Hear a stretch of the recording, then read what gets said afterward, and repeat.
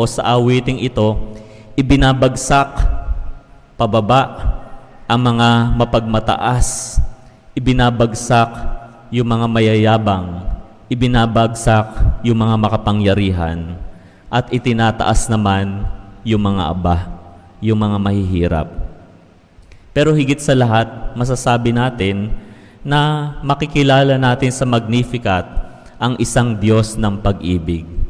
Through this song, the Magnificat of Mary, the Canticle of Mary, we can know a God who is a God of love, a God of charity, forgiveness.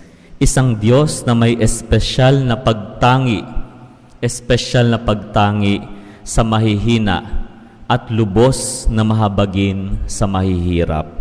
Higit sa lahat, makikilala natin ang isang Diyos na tumutupad sa kanyang mga pangako.